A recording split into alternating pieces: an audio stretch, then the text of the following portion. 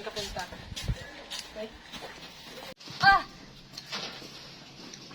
Aray! Bilis ko lang yung aray.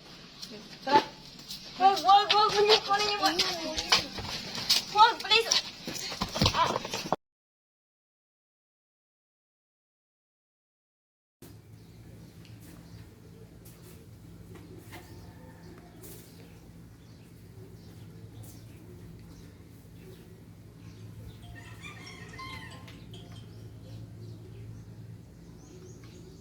Hello?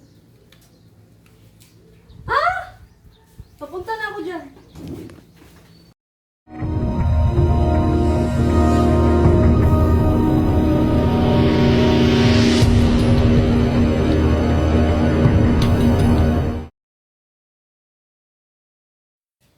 Sa isang bayan ng Maranding ng Pulungan Munang, may isang babaeng binubuli ng kanyang mga kaklase.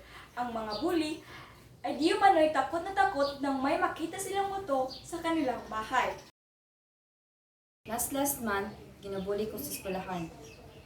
Dagan kay ko bunog ato nga time sa kong kalawasan, pero wala ra na akong gingon sa kong mama kay kabalo ko kung unsay ma-feel.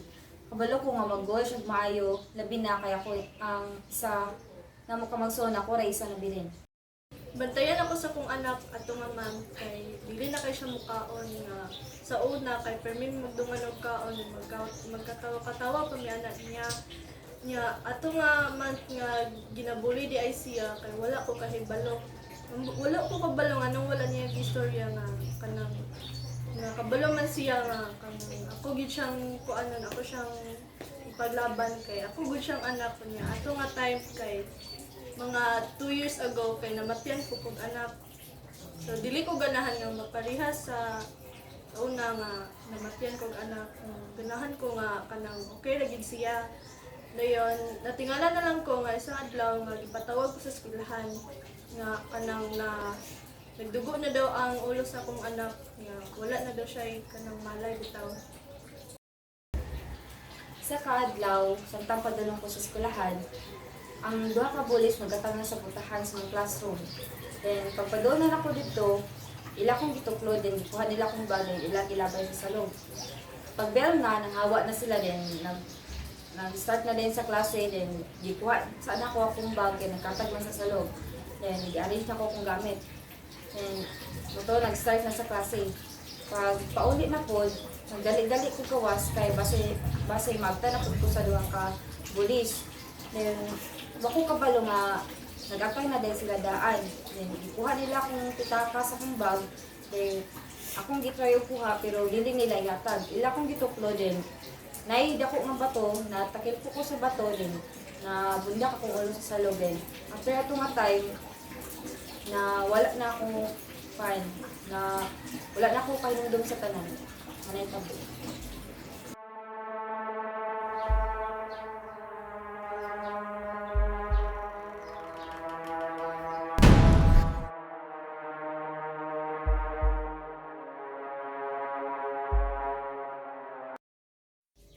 Ba't parang nangingabot ako?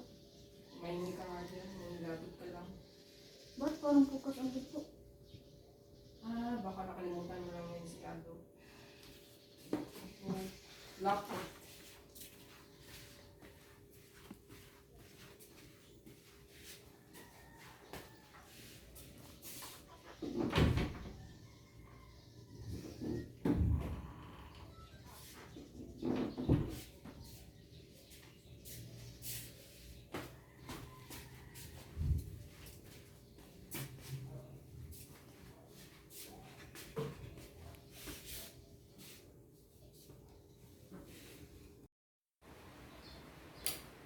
Bakit biglang namatay ang ilaw?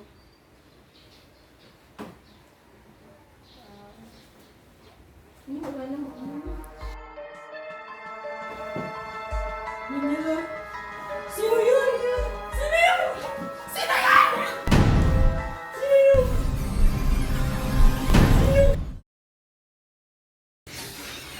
Anong ginagawa niyo? Bakit kayo nakatayo? Walang kalimutan na dito! Wala naman dyan! Ano ko kasi? May multo nga! Huwag niyo akong biruin ha! Hindi ba kayo nagbibira? Huwag na dyan! Kumain na tayo!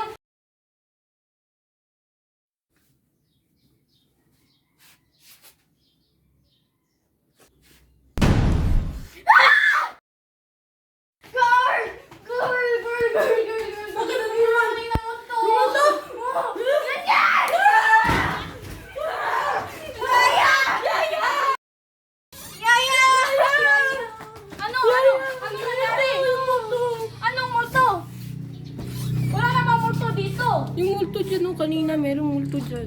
Wala naman dito ah. Halika nga kayo, pasok na kayo dito sa bahay. Halika nga.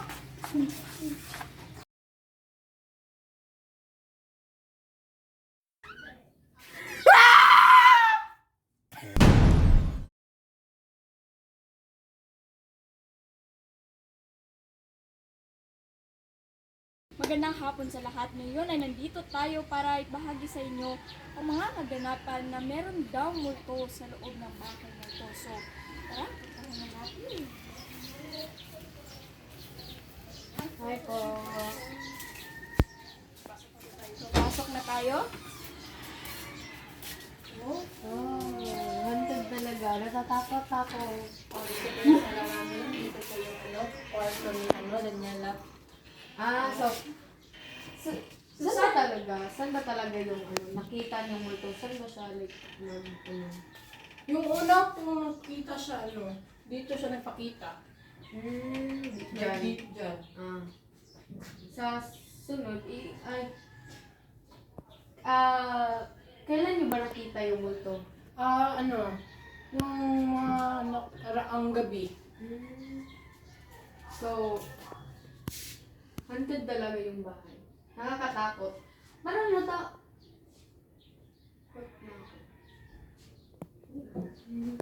parang Nakikilib ba? Nakikilibutan. yeah. So, meron pa ba kayong ibang kasama dito except sa katulog niyo? Actually po, yung mama po namin, nasa abroad po siya. So, basically, single mom.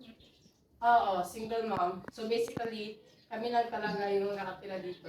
Wala kaming ibang kasama kundi yung lang namin. Yung katulong namin na mag-anak rin namin. Kasi time. So, yung katulong ba niya is nakita din ba niya yung nakita ninyo? Hindi siya maniniwala. Hindi po siya naniniwala sa amin. May nakita kaming multo dito, dyan, doon. Dyan.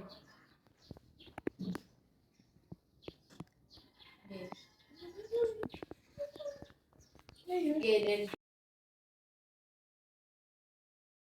Pwede niyo bang ikwento sa akin ng buo kung ano talagang totoong nangyari? Opo. yes. Yung unang-una pong nangyari is, nakaupo kami ni Daniela dito. Kami dito. Tsaka yung, a few minutes after that, bigla pong nang pumatay yung ilaw. Then may nagpakita bigla sa amin ko na like multo, white lady. Pero yung lang, uy, ano yan? Parang yung hilab ito. Ako rin. Ako rin. Parang totoo. Okay. Baka hangin nga niya. So, pwede ba natin patuloy ang ating pagkakantuhan? Yes. Yes. Yes. Nagpakita doon yung multo. Yung multo is, yung buhok niya parang hindi ordinary yung white lady talaga. Yung mataas yung buhok. Yung white lady na nakita namin is like, short-haired. Yes. Tsaka, yeah. Yun yung nangyari. Yung pangalawang gabi, nangyari yung pamumulto is doon ako nakaupo. Si Daniela nasa kwarto siya, may ginagawa. Tsaka bigla na lang siyang after a few minutes din, bigla siyang sumigaw. Tsaka syempre chinek ko siya, pupuntahan ko na sana siya, pero lumabas na rin siya doon. Tsaka yung multo, yung white lady, bigla na rin magkita doon. Diyan, like diyan talaga, center talaga diyan. Tsaka of course, nagsaklolo kami doon. Pero yung yung door biglang nag-lock, hindi siya mabuksan. So yung yaya ninyo nasaan? Ah, pumunta siya ng palengke. Bumili ng pagkain. Nung dumating ba yung yaya nyo, ano ba yung sinabi niyo sa kanya? Sinabi namin na may multo kami nakita dito sa loob ng bahay. Naniwala ba siya eh? Hindi. Hindi pa.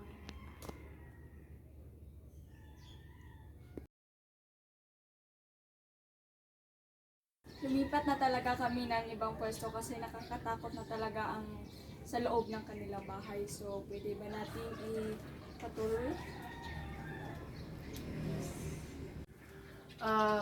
The other day, nakakatakot talaga yung pag-eye contact ko sa multo na yun. Yung multo na yun, familiar na talaga sa aming dalawa ni Daniela. At pagkasunod na araw na yun, ayun na nga yung nagtanong kami kay Rachel kung meron ba siyang kapatid na namatay. Yeah. Paano niyo nalaman na kapatid yung Christian? Yung Kamukha sila. magkamukha silang dalawa. Wala lang namo sila gipriso kay kabalo pud mi nga galisod sila, especially kay OFW ilahang mama. So kabalo jud mi nga galisod pud sila. Ang amo lang gikuan kay gi-suspend sila dayon gipa kuan lang namo sila sa bayad sa surgery sa akong anak. So, katong na ako sa school, pag-apply na ako sa kong wallet, nakakita sila sa picture sa babae nga nasa kong wallet. Nangutana sila kung kinsa to. Giingnan ako sila nga katutong isuon ako nga dugay lang namatay tungod sa sakit. Dayon niingon pud sila nako nga kuan kato daw kuno nga girl kay sige pakita nila halos kada adlaw. So kada adlaw pud na silang mahadlok. Dayon nag-call po ko silang side kay naturma na sila tungod sa kahadlok. Kay sige pakita ko isuon nila.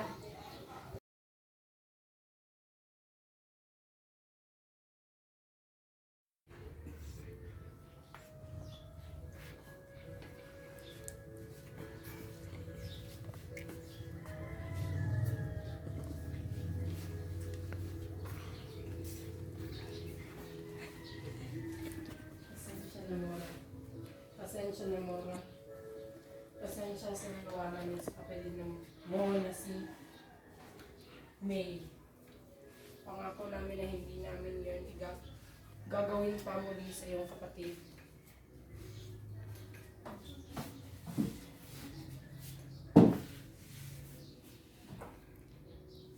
Nak, sana magpatawad mo ang mga kaklase ni May. Sana makita sa inyong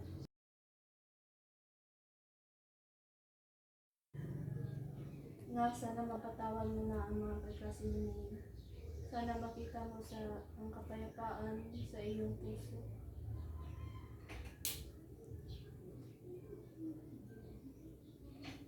Salamat na. Salamat.